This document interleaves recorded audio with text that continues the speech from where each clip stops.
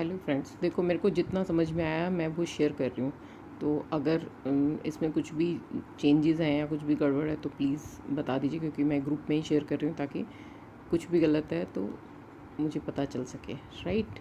तो इसमें क्या है, ये हमारा अर्थ है, ग्लोब है, ठीक है। ये उत्तरी है, उत्तरी डायरेक्शन है, ये दक्षिण डायरेक्शन है, राइट।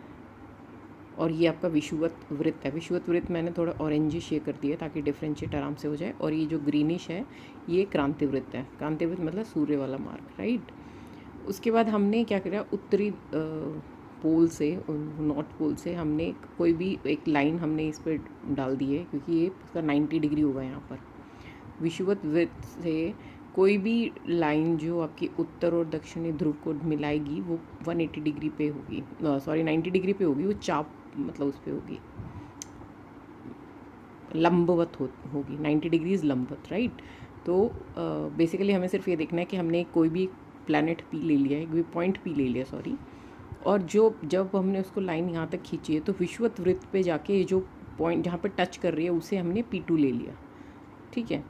इसमें अभी इतना ही है। म क्या है, हमारा जो विषुवत वृत्त और जो क्रांति वृत्त का पहला कटान बिंदु है। जब हम दक्षिण से उत्तर की तरफ जा रहे हैं तो जो पहला कटान बिंदु है वो है जहाँ पे हमारी मेष राशि का उदय होता है, ठीक है।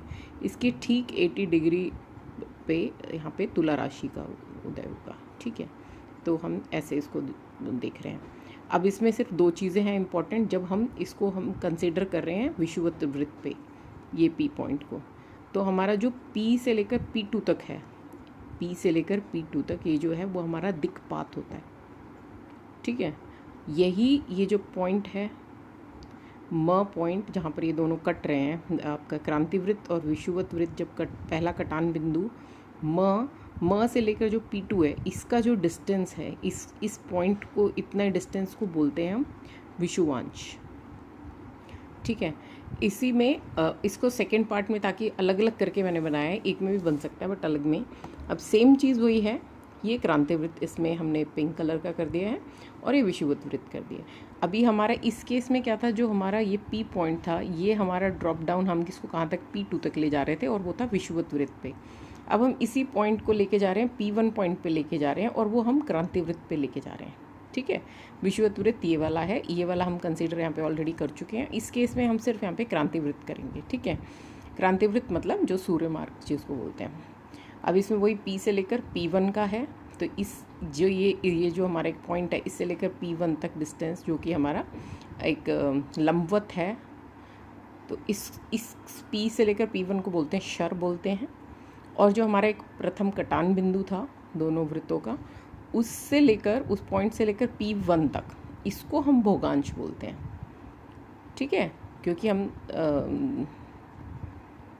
M से लेकर P1 तक भोगांश हो गया, और इसको हम सायन भोगांश भी बोलते हैं। ये सेम चीज़ हम एक ही डायग्राम में भी कर सकते हैं जब थोड़ा अंडरस्टैंडिंग आ जाएगी। अगर हम इसको सेम, अगर इसमें जो हमने अभी तक देखा उसके हिसाब से देखें तो म से लेकर P1 तक अगर हमारा भोगांश है, तो ये म से लेकर ये जो पॉइंट होगा, ये वाला point, this should be P2, ठीक है। तो P से लेकर P2 हमारे पास क्या आ जाता है, दिक्पात। तो ये हमारा दिक्पात आ जाता है। म से लेकर ये वाला P2 पॉइंट तक जो होगा ये विषुवांश हो जाएगा। म से लेकर P1 तक भोगांश हो जाएगा। P से लेकर P1 तक शर हो जाता है, ठीक है। तो ये चार चीज़ें इसमें, यहाँ से P1 से लेकर P2 तक, P से लेकर P2 तक, P से लेकर P1 तक। तो P से लेकर P1 तक आपका आ जाता है पूरा, ये जो है ये आपका शर होता है। सिर्फ P से लेकर P2 को तक होगा वो आपका दिक्पात, ठीक है। म से लेकर P2 तक होगा आपका ये म से लेकर ये विषुवांश है। विषुवत वृत्त पे है तो विषुवांश हो गया। अगर क्रांति वृत्त पे है ये पॉइंट तो है हमारा भोगांश हो गया, ठीक है। इतना ही है। इसके अलावा प्लीज़ जिसको भी जो समझ में आए वो मुझे करेक्ट करा सकता है, या फिर कुछ भी ऐड ऑन करना तो कर सकता है। Thank you.